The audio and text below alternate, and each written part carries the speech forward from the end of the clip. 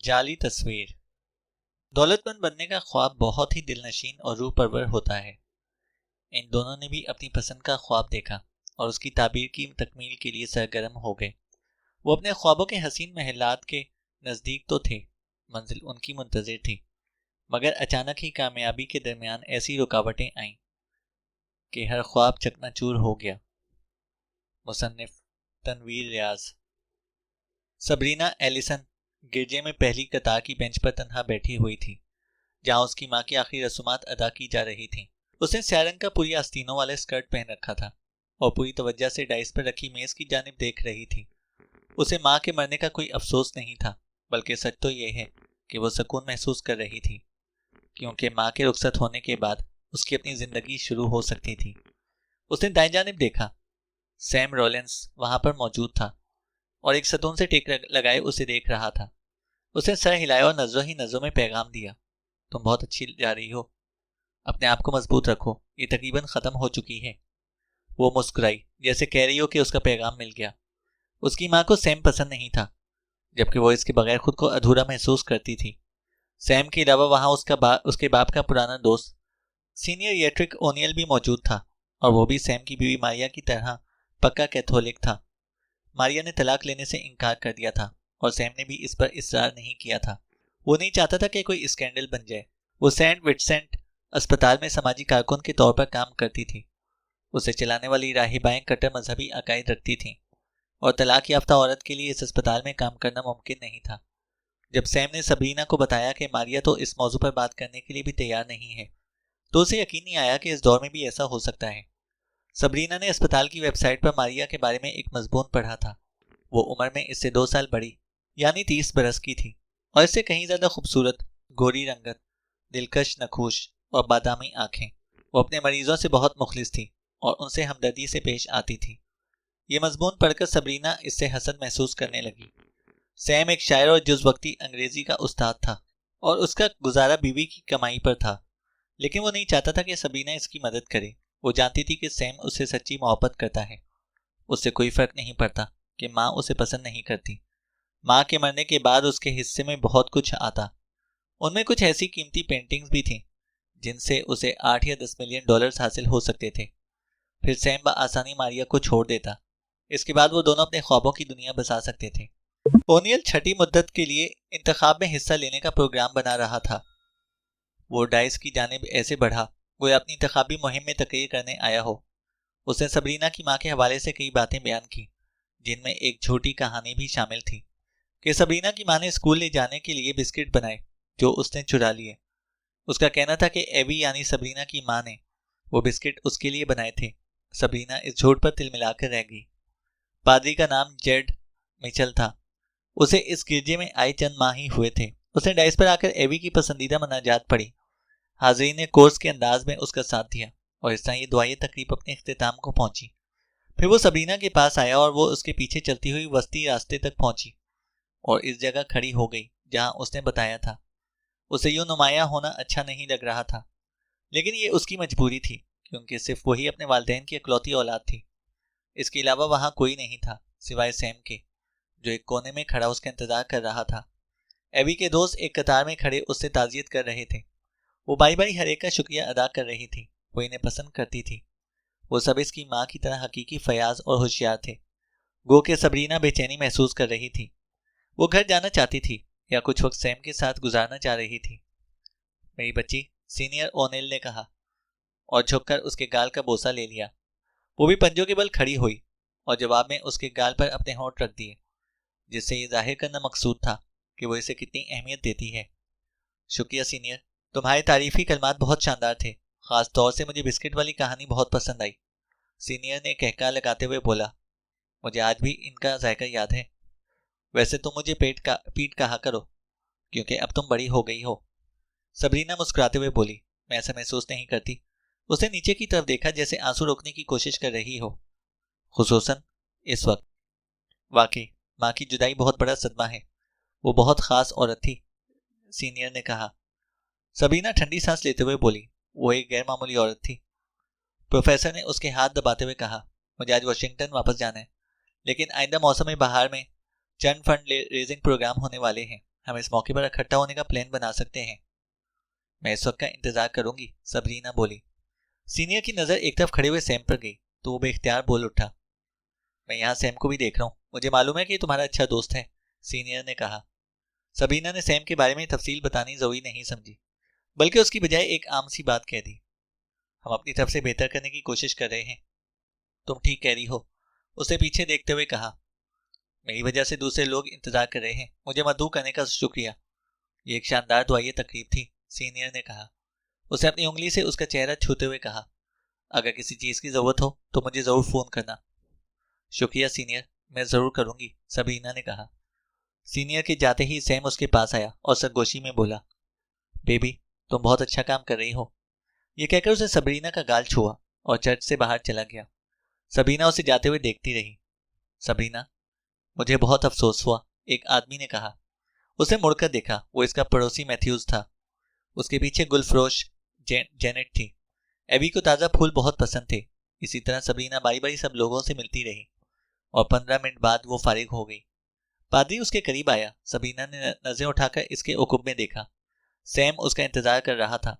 Sabrina ने पादरी का शुक्रिया अदा किया। पादरी ने भी जवाब में कुछ कहा जिसे उसने पूरी तरह नहीं सुना और मुस्कुराती हुई बाहर चली गई। सैम गाड़ी चला रहा था और सबरीना उसके बराबर बैठी हुई थी। उसने कहा, यह बहुत मुश्किल काम था सैम। हर कोई मुझे देख रहा था और वो तवक्का कर रहे थे कि मैं बेहोश हो जाऊं या रोना शुरू कर दूं, सबरीना बोली। ये एक फितरी बात है, वो तुमसे हमदर्दी कर रहे थे। सीनियर ओनियल ने मुझसे कहा था कि उसे पीट कहकर बुलाया करूं, सबरीना बोली। ये बहुत अच्छी बात है, वो तुम्हें अपने खानदान का फर्ज समझता है, सैम बोला। ये मैं नहीं जानती, सबरीना ने कहा। मैं जानता हूं, वो मुझे पसंद नहीं करता, लेकिन उसे तुमसे मोहब्बत है, सैम ने कहा। वो समझता है कि तुम बेदीन हो, सबरीना बोली।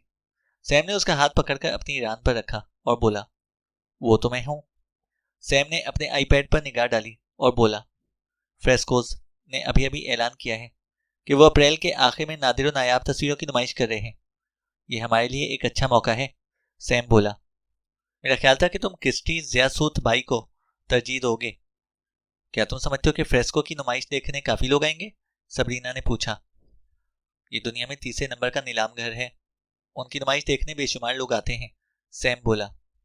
सबरीना ने फ्रेस्को के तखमीना कार डॉक्टर क्लार्क विलियम्स से मुलाकात का वक्त तय किया, जिसे उस नीलाम का मोहतमिम करार दिया गया था, ताकि वो इस नुमाइश में अपनी कोई नादिर नायाब तस्वीर रख सके। अब वो इंतजारगाह में उसकी आमद का इंतजार कर रही थी। वो अपने हमरा तस्वीर भी लेकर आई थी। तभी एक नौजवान औरत बड़े शीशों का चश्मा लगाए उसके पास आई।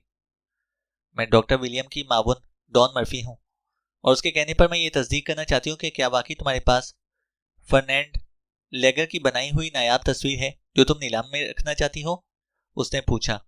सबरीना खड़े होते हुए बोली, हाँ, उसका उन्वान है women in gold with cat. क्या तुम यकीन से कह सकती हो कि इस तस्वीर का यही उन्वान है? क्योंकि जब हमें इस्तकबालिया क्लर्क ने इस बारे में बताया तो विलियम ने फहरिस्त देखी। लेगर ने कभी इस उन्वान से कोई तस्वीर नहीं बनाई।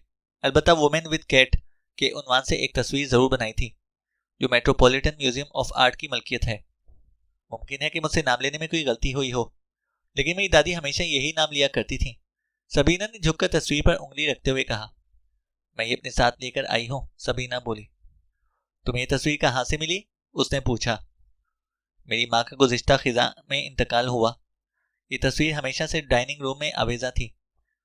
दादी का कहना था कि मेरे परदादा ने ये तस्वीर 1919 में पेरिस की गैलरी से खरीदी थी, सबीना बोली। इस गैलरी का नाम क्या था? उसने पूछा। मुझे मालूम नहीं, सबीना ने कहा। ठीक है, मेरे साथ आओ, वो बोली। वो उसे लेकर राहदारी के आखिरी सिरे पर वाक़ई कमरे में ले गई। डॉक्टर विलियम दरमियानी उम्र और दरमियानी कद का शख्स था। उसने गहरे नीले रंग का सूट और सुर्ख टाई लगा रखी थी। जब उसने बोलना शुरू किया तो उसके लहजे में शक का अंसर नुमाया था। उसने बड़ी वजाहत से बताया कि सबीना की लाई हुई तस्वीर असली नहीं हो सकती। जब वो अपनी बात खत्म कर चुका तो सबीना ने मुस्कुराते हुए कहा, मैं चाह रही थी कि तुम उसे एक नज़र देख लो।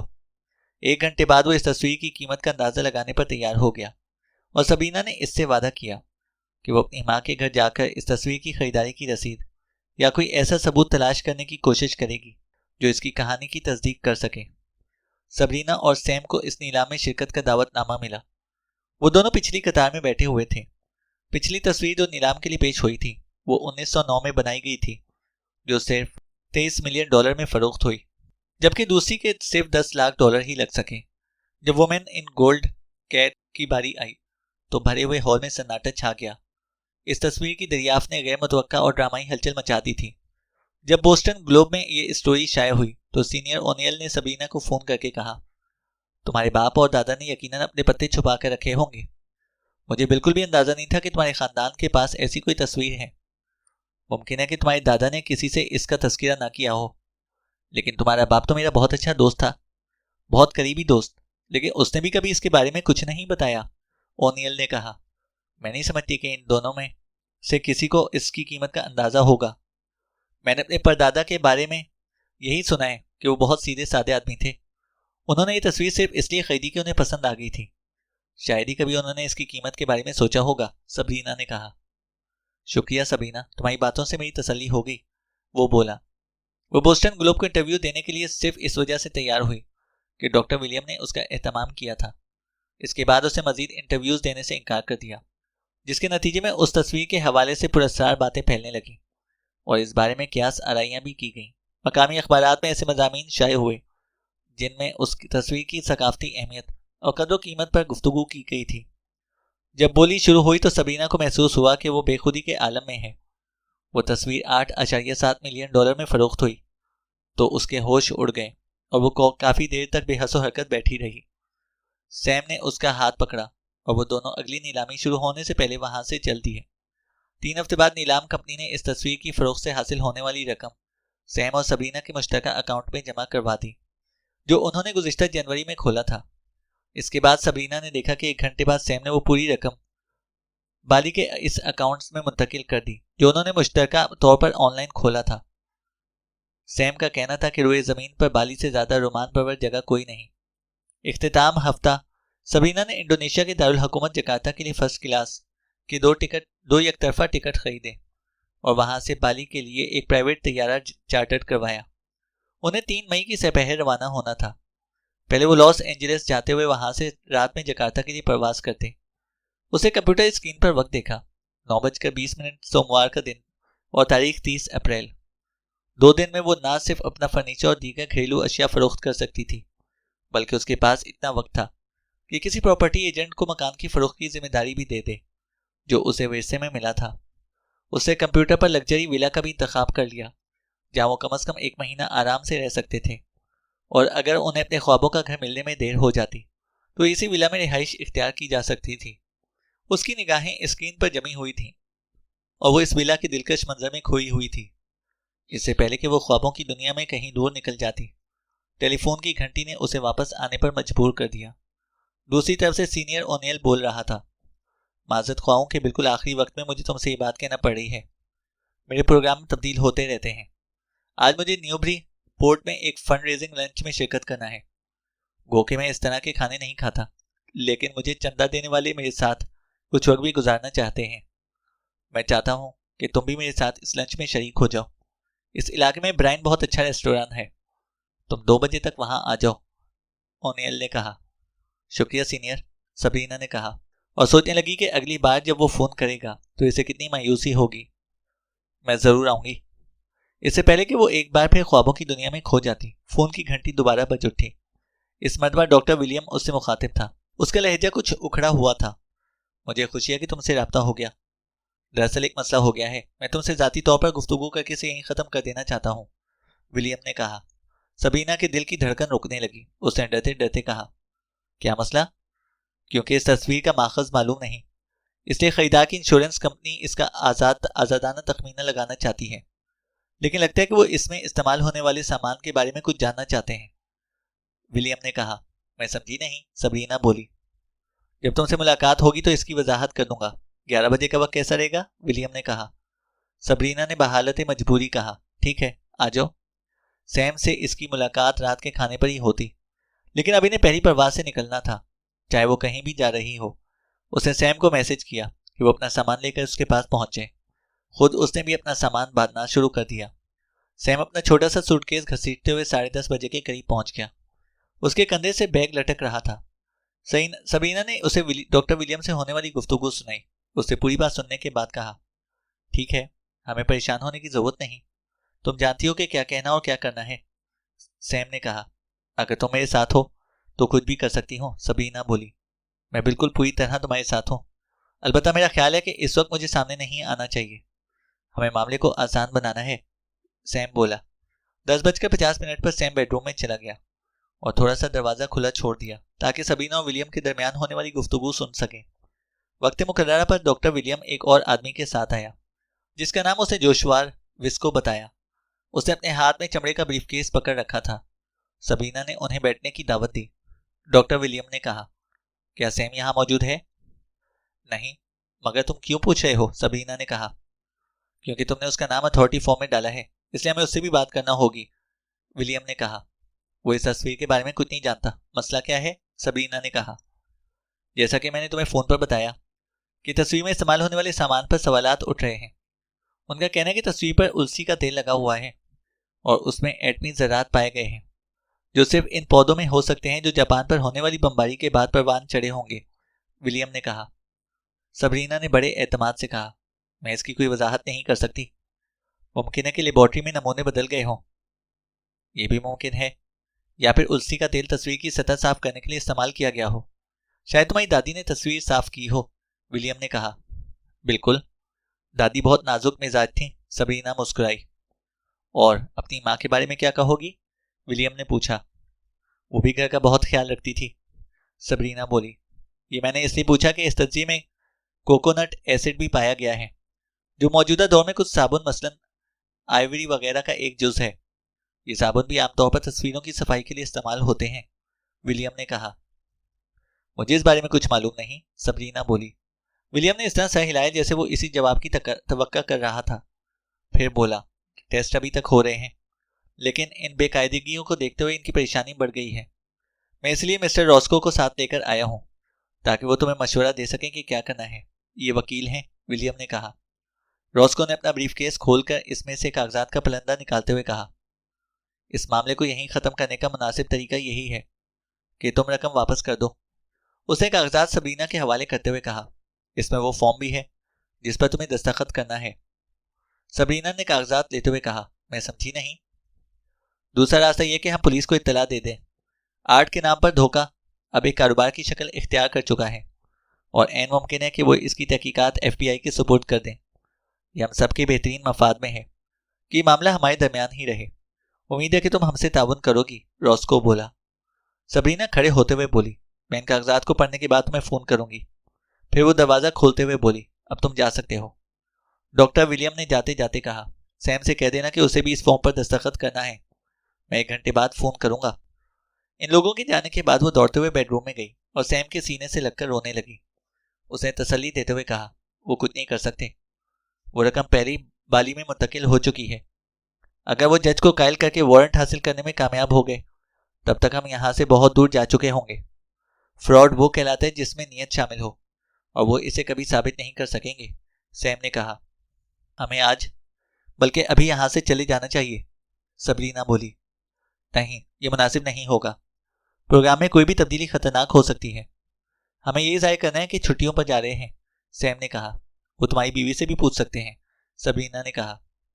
उसे इसके सिवा कुछ भी मालूम नहीं कि मैं एक कॉन्फ्रेंस में शिरकत करने सैन फ्रांसिस्को जा रहा हूँ और 2 दिन पहले रवाना होने की वजह यह है कि मुझे एक दोस्त के साथ सेमिनार में शिरकत करनी है, सैम ने कहा। मैं ये दबाव बर्दाश्त नहीं कर सकती, हम पकड़े जाएंगे, सबरीना बोली। अपने दिमाग में ये बात बिठा लो कि तुम्हारी नीयत खराब नहीं थी। तुमने कुछ गलत नहीं किया। तुम एक सीधी सादी औरत हो। तुम्हारी दादी ने झूठ बोला और तुमने इस पर यकीन कर लिया। इसके अलावा तुम्हारा कोई कसूर नहीं, सैम ने कहा। सैम, मुझे बहुत डर लग रहा है, कहीं हमसे कोई गलती तो नहीं हो गई, वो बोली। बिल्कुल नहीं, हमारा मंसूबा बिल्कुल मुकम्मल था। फिर भी तुम्हारे इत्मीनान के लिए इसे दोहरा लेते हैं। तुम फर्नैंड लेगर की एक तस्वीर लेकर डॉक्टर विलियम के पास गई जिसके नीचे की जानिब मुसव्विर के दस्तखत और तारीख दर्ज थी। डॉक्टर विलियम ने कैटलॉग देखी, लेकिन इसमें इस उन्वान के तहत किसी तस्वीर का नाम नहीं था। वो मुझे अपने दफ्तर में लेकर गया और शुबा जाहिर किया कि यह तस्वीर जाली है।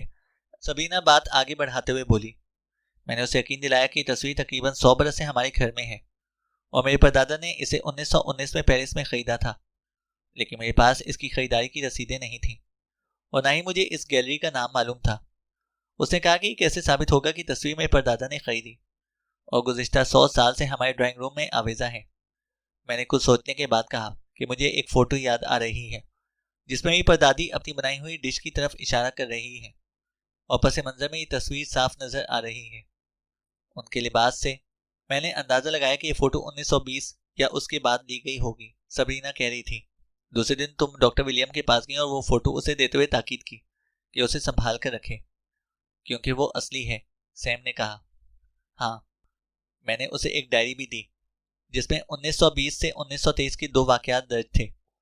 मैंने इन सफ़ात पर निशान लगा दिया जिनमें मेरी परदादी ने एक नए लिबास के लिए कपड़े की खरीदारी और उसे सिलवाने के लिए दर्जी के पास जाने का जिक्र किया था। उन्होंने फ़ोटो में वही लिबास पहन रखा है, सबरीना ने कहा। सैम कुछ सोचते हुए बोला, इसमें कोई शक नहीं कि फ़ोटो और डायरी की वजह से ये पेंटिंग काबिल एतबार ठहरी, लेकिन अब उलसी का तेल और आयोडीन सोप का मसला सामने आने के बाद वो हर चीज़ को चेक करेंगे। वो और क्या कुछ मालूम कर सकते हैं, सैम ने कहा। वो फ़ोटो का कागज़ और एमल्शन देखेंगे, डायरी के गत्ते, कागज़, स्याही और लिखाई का मुआयना करेंगे। इसके अलावा तस्वीर के रंगों, कैनवस और पेंटिंग स्टाइल को भी चेक करेंगे जिसमें उन्हें कोई खामी नज़र नहीं आएगी। मैंने वो रंग खुद बनाया था और इसमें थोड़ी सी मिकदार सफ़ेद रंग की मिला दी थी जो लेगर के ज़माने में दस्तयाब था। इसके अलावा हमें एक गैर इस्तेमालशुदा डायरी, 1920 में इस्तेमाल होने वाला कैमरा और उलसी के तेल का पुराना ड्रम भी मिल गया। सैम ने तायद करते हुए कहा, हमने ये तमाम चीज़ें पोर्ट्समाउथ और बर्नफील्ड के बाज़ारों से खरीदी जिनकी निशानदही मुमकिन नहीं। ये खरीदारी करते वक्त मैंने लंबे बालों की विग और स्याह फ्रेम का चश्मा लगा रखा था, इसलिए मुझे कोई पहचान नहीं सकता, सैम ने कहा। सबरीना बोली, हमने एक दुकान से इसी तर्ज का लिबास खरीदा जहाँ पुराने ज़माने के मलबूसात मिलते हैं और बोस्टन के नवाह में पुरानी चीज़ों की दुकान से हमें इस दौर में इस्तेमाल होने वाला पेन और स्याही भी मिल गई। फिर मेरे लिए परदादी की डायरी लिखना कोई मसला ना रहा। इसी तरह मैंने अपने घुंघरियाले बाल करवाए। इसके बाद किसी को शुबा नहीं हो सकता कि तस्वीर वाली औरत में परदादी नहीं है, सबरीना बोली। यहाँ तक तो ठीक है, लेकिन पेंटिंग पर वो मजीद क्या एतराज़ कर सकते हैं, सैम बोला। हमने पेरिस की मार्केट से 1920 के आर्टिस्टों की 2 पेंटिंग्स खरीदी। मैंने एक तस्वीर के कैनवस को चाकू से खुरच कर साफ किया और उसे रात भर तेल में भिगोए रखा। फिर दूसरे रोज उसे आयोडी सोप से अच्छी तरह साफ किया और लेगर के अंदाज में ब्रश इस्तेमाल करते हुए तस्वीर बना दी। सबरीना बोली, तुमने रंगों और ब्रश का इस्तेमाल खूब किया था। इस औरत के गैर जज्बाती अंदाज की इससे अच्छी तस्वीर कशी नहीं हो सकती थी, सैम ने कहा। अब यह खतरा मौजूद है कि कोई रिपोर्टर किसी ऐसे दोस्त, मुलाजिम या कारीगर तक पहुंच जाए जो ये कह दे कि इसने लेगर की बनाई हुई ये तस्वीर कभी डाइनिंग रूम में नहीं देखी, सबरीना बोली। रिपोर्टर्स दूसरी खबरों की जानिब मुतवज्जा हो चुके हैं और उनके लिए खबर पुरानी हो चुकी है जब तक कि कोई उन्हें इसके बारे में ना बताए, और मैं समझता हूँ कि डॉक्टर विलियम या खरीदार इस मामले की तशहीर नहीं चाहेंगे, सैम ने कहा। लिहाजा कोई भी नहीं जान पाएगा कि मैंने लेगर की तस्वीर पेरिस में देखी थी, सबरीना बोली। किसी को यह ख्याल भी नहीं आ सकता, सैम ने बड़े यकीन से कहा। 15 मिनट बाद वो दरवाजे की घंटी दोबारा बजी। सबरीना ने खिड़की से झांक कर देखा और पलटकर खौफजदा आवाज में बोली, वो वापस आ गए हैं, अब क्या करूं? वही जो तुम्हें करना है, सैम बेडरूम की तरफ जाते हुए बोला। मैं यही हूं। सबरीना ने 2 इंच के करीब दरवाजा खोला और बोली, क्या बात है? क्या हम अंदर आ सकते हैं? डॉक्टर विलियम ने कहा। मैं मसरूफ हूं, सबरीना बोली। सबरीना, ये बहुत अहम मामला है। उन्होंने एक और नुक्ता उठाया है और ये बहुत ही परेशान कुन है, विलियम ने कहा। उन्हें तस्वीर पर सफ़ेद टाइटेनियम के निशानात मिले हैं, विलियम बोला। सबरीना को बहुत जोर का चक्कर आया और उसने दरवाजे की चौखट का सहारा लिया। उसकी समझ में नहीं आया कि कैनवस पर सफ़ेद टाइटेनियम कैसे आ गया और वो इसका क्या जवाब दे। वो अनजान बनते हुए बोली, क्या कोई बुरी बात है? ये प्रोडक्ट 1921 से पहले दस्तयाब नहीं थी, वो बोला। यकीनन कोई गलती हुई है, ऐसा नहीं हो सकता, सबरीना ने कहा। हम इस बहस में नहीं उलझना चाहते। हमारा फौरी मसला यह कि तुम इस फॉर्म पर दस्तखत कर दो। हमें अपनी रकम वापस चाहिए, विलियम ने कहा। सबरीना ने कदम पीछे हटाकर दरवाजा बंद कर दिया। सैम ने बेडरूम से बाहर आकर कहा, सफ़ेद टाइटेनियम जदीद दौर की दरियाफ्त है, क्या मैंने सही सुना? हाँ। ये कैनवस पर कैसे आ गई? सबरीना काउच पर गिर गई। मैं नहीं जानती। मुमकिन है कि इस पर गलती से सफ़ेद जंग लग गया हो। वो बोतल मेरे पास अब भी थी। सैम का मुंह हैरत से खुल गया। वो गुस्से से बोला, तुम जानती थी कि बोतल पर गलत लेबल चस्पा है और इसमें जंग नहीं बल्कि टाइटेनियम है, इसके बावजूद तुमने उसे इस्तेमाल किया, सैम ने कहा। मुझे ये ख्याल ही नहीं आया कि कंपनी ऐसी गलती कर सकती है। सबरीना बोली। वो बोतल कहाँ है? सैम ने कहा। सबरीना जल्दी से वो बोतल लेकर आई। सैम ने उसके लेबल को गौर से पढ़ा। उसके अज्जा में सफेद टाइटेनियम का जिक्र नहीं था। सैम ने वो बोतल अपनी जैकेट की जेब में रख ली। एक बार फिर फोन की घंटी बजी। दूसरी तरफ डॉक्टर विलियम बोल रहा था। सबरीना, हम इस मामले में पुलिस को मुलविस नहीं करना चाहते। तुम दोनों फॉर्म पर दस्तखत करके मुझे मुतला कर दो। मैं मैं अभी तुमसे ये फॉर्म ले लूंगा। सबरीना ने कोई जवाब दिए बगैर फोन बंद कर दिया और सैम से बोली, हमें उसकी रकम वापस कर देनी चाहिए। सैम ने सबरीना को उठाया और सपने से बहुत करीब कर लिया। सबरीना को सुकून महसूस हुआ कि वो इसे माफ करने के लिए तैयार हो गया है। पहले सैम का इरादा निस्फ शब के करीब रवाना होने का था, लेकिन अब वो एक मिनट भी नहीं रुक सकता था। उसने दोनों हाथों से सबरीना की गर्दन दबोच ली। पहले तो वो समझ ना सकी कि क्या हो रहा है, फिर उसने मजाहिमत शुरू कर दी, जिसके नतीजे में सैम ने इसे अपने हाथों का दबाव मजीद बढ़ा दिया और चंद सेकंड के बाद सबरीना का बेजान जिस्म जमीन पर पड़ा हुआ था। सबरीना के बैग में से उसे एक प्लास्टिक का लिफाफा मिला, जिसमें जहाज के टिकट, उसका पासपोर्ट, एक छोटे लिफाफे में $5000 के नोट और एक टाइपशुदा कागज जिस पर उनके बैंक अकाउंट का नंबर और पासवर्ड वगैरह दर्ज था। इसने वो लिफाफा अपने कंप्यूटर बैग और ट्यूब साइड पॉकेट में रख ली। वो मुड़ने वाला था कि उसकी नजर सबरीना के आईफोन पर गई। उसने वो भी अपनी जेब में रख लिया। सैम ने अपनी कार से एक तरपाल निकाली और ब्लूबेरी की 3 झाड़ियां लाकर इस गड्ढे के किनारे रख दी, जो उसने पहले ही बाड़ लगाने के लिए खोद रखा था। उसने सबरीना की लाश तरपाल पर रखी और उसे रोल करने के लिए फर्श पर झुका ही था कि बेल बजने की आवाज सुनाई दी। उसने खिड़की से झांक कर देखा। बाहर उसकी बीवी मारिया खड़ी थी। उसने दिली दिल में उसे कोसा। दरवाजा खोला और उसका रास्ता रोककर खड़ा हो गया। ये कौन है? मारिया ने पूछा। तो मेरा ताकुब कर रही थी? हाँ, क्योंकि अगर तुम्हें एयरपोर्ट जाना होता तो बाएं जाने मुड़ते, लेकिन जब तुमने दाएं तरफ गाड़ी मोड़ी तो मुझे शुबा हुआ और मैं तुम्हारा पीछा करने पर मजबूर हो गई। ये कौन है? मारिया ने पूछा। अभी नहीं, बाद में बता दूंगा। बस ये समझ लो कि मैं इसके साथ नहीं जा रहा था। सैम ने कहा। फिर तुम यहाँ क्यों आए हो? ये मैं बाद में बताऊंगा, फिलहाल तुम जाओ। सैम ने कहा। नहीं, मुझे अंदर आने दो, मैं खुद इससे बात करूंगी। मारिया ने कहा। घर जाओ मारिया, मैं 1 घंटे बाद आ रहा हूँ। सैम ने कहा। मारिया ने उसे धक्का दिया और वो पीछे की जानिब लुढ़कराता हुआ काउच पर गिर गया। वो इसके बराबर से गुजरते हुए आगे बढ़ी, लेकिन 3 कदम चलकर रुक गई। उसकी आंखें लाश पर जमी हुई थीं। ओह मेरे खुदा, सैम, ये तुमने क्या कर दिया? मारिया ने कहा। चली जाओ, मुझे अपना काम खत्म करने दो। सैम ने कहा। नहीं, मैं जानना चाहती हूँ कि ये सब क्या है। मारिया का चेहरा जर्द हो रहा था, लेकिन वो जानती थी कि बहस करने का कोई फायदा नहीं। सैम उसे नजरअंदाज करके अपने काम में लग गया। उसने बड़ी एहतियात से लाश को कैनवस में लपेटा और उसे उकबी सहन में लेकर गया। मारिया खिड़की से देख रही थी। सैम ने सबरीना की लाश गड्ढे में उतारी और उसे मिट्टी से बराबर कर दिया। फिर से वहां ब्लूबेरी की झाड़ियां लगाईं और मजीद मिट्टी डाल दी। इस दौरान मारिया ने कमरे का जायजा लिया। सैम का सूटकेस दरवाजे के साथ, जबकि इसका कंप्यूटर बैग सोफे पर रखा हुआ था। मारिया की नजर इस नीले लिफाफे पर गई, जिसका एक कोना बैग से बाहर निकला हुआ था। उसने बाहर झांक कर देखा। सैम अभी तक मिट्टी भरने में मसरूफ था। इसने वो लिफाफा निकाल लिया।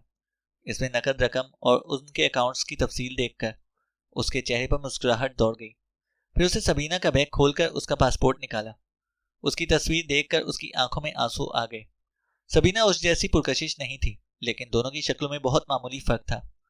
मारिया ने एक बार फिर सबीना का बैग खोला और उसका वॉलेट निकाल लिया, जिसमें कुछ नकद रकम के अलावा 3 अदद क्रेडिट कार्ड, ड्राइविंग लाइसेंस और इंश्योरेंस कार्ड रखा हुआ था। मारिया ने वो वॉलेट भी लिफाफे में रख लिया। उसने एक बार फिर खिड़की से बाहर देखा। सैम इस जगह पर खाद फैला रहा था। उसने सोचा कि चश्मा लगाने और सामने के बालों को काटने के बाद वो सबरीना जैसी ही दिखाई देगी और किसी को शक भी नहीं होगा। ये मामूली तब्दीलियां ही काफी हैं। अब उसे सैम को उलझाए रखना था जब तक कि वो जहाज में सवार नहीं हो जाती, और वो जानती थी कि उसे क्या करना होगा। सैम ने जब सीनियर की आवाज सुनी तो वो हैरान रह गया और बोला, तुम इस वक्त यहाँ? हाँ, मुझे सबरीना की तरफ से परेशानी हो रही थी। उसे आज मेरे साथ लंच करना था। क्या वो घर पर है? सीनियर ने पूछा। नहीं, उसने ये नहीं बताया था कि वो तुमसे मिलने जा रही है। सैम ने कहा।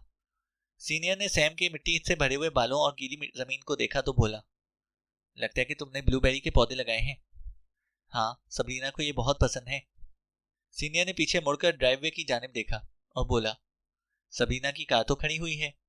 वो सुबह ही अपने किसी दोस्त के साथ चली गई थी, जैसे ही वापस आएगी तो मैं तुम्हें फोन करवा दूंगा, सैम ने कहा। मेरी सुबह उससे बात हुई थी, उसने तो अपने प्रोग्राम के बारे में कुछ नहीं बताया, सीनियर ने कहा। इस वक्त एक गाड़ी आकर रुकी और उसमें से एक तवील कामत शख्स बरामद हुआ। उसके साथ 3 बावर्दी पुलिस वाले भी थे। सीनियर ओनेल, केवन पाउले, मैं तुम्हारा बहुत बड़ा मद्दाह हूं, सूट वाले ने कहा। शुक्रिया, सीनियर ने कहा। वो शख्स सैम की तरफ मुड़ा। मैं सुराग रसा पाउले हूं। तुम ही सैमुअल रॉल्सन हो? ये सब क्या है? उसने पूछा। क्या सबरीना एल्सन घर पर है? नहीं, बाहर गई हुई है, उसने कहा। कहाँ? पाउले ने पूछा। ये मैं नहीं जानता। उसे आज मेरे साथ 2 बजे लंच करना था, सीनियर ने कहा। जब वो नहीं पहुंची तो मैं उसे देखने के लिए चला आया और मैंने सैम को ब्लूबेरी के पौधे लगाते हुए देखा, सीनियर ने कहा। सुराग रसा पाउले ने शुक्रिया अदा करने के अंदाज में सर हिला दिया और सैम से मुखातिब होते हुए बोला, क्या तुम हमारे साथ पुलिस स्टेशन जाने से पहले अपने हाथ धोना पसंद करोगे? पाउले ने कहा। किस सिलसिले में? सैम ने पूछा। हमें थोड़ी देर पहले एक नामालूम कॉल मौसूल हुई है कि सबरीना का कत्ल हो गया है और तुमने उसे मारा है, पाउले ने कहा। ये बिल्कुल मजाक खेज बात है, सैम बोला। सुराग रसा मुस्कुराते हुए बोला, मुमकिन है कि ये इत्तला गलत हो और किसी औरत ने तुम्हें परेशान करने के लिए ऐसा किया हो, इसलिए तुमसे बात करना जरूरी है। चलो अंदर चलते हैं ताकि तुम हाथ मुंह धो लो, पाउले बोला। सैम किचन में हाथ धोने के लिए चला गया। सुराग रसा की नजर सबीना के बैग पर गई। उसने हाथों में दस्ताने चढ़ाए और बैग टटोलते हुए बोला, इसमें मुझे उसका वॉलेट या फोन नहीं मिल रहा, पाउले ने कहा। सीनियर ने कहा, मैं उसका नंबर डायल करता हूँ। सबीना का फोन सैम की जेब में था। उसकी घंटी बजी तो सीनियर ने कहा, उसका फोन तुम्हारी जेब में क्यों है? सैम इतनी जल्दी हार मानने वाला नहीं था। उसने कहा, शायद वो गलती से मेरा फोन ले गई है। हम दोनों के फोन एक जैसे हैं, सैम ने कहा। तुम्हारे पास हर सवाल का जवाब मौजूद है। फिर वो सुराग रसा से मुखातिब होते हुए बोला, मैं जा रहा हूँ, लेकिन मेरा मशवरा है कि इस जगह की खुदाई जरूर करो जहां सैम ने ब्लूबेरी के पौधे लगाए हैं। इसके बाद वो मजीद कोई लफ्ज कहे बगैर वहां से चला गया। सैम ने शिकस्त खुर्दा अंदाज में कहा, मैं अपने वकील से बात करना चाहता हूँ। बहुत गर्मी है, मारिया ने बियर का घूंट लेते हुए कहा।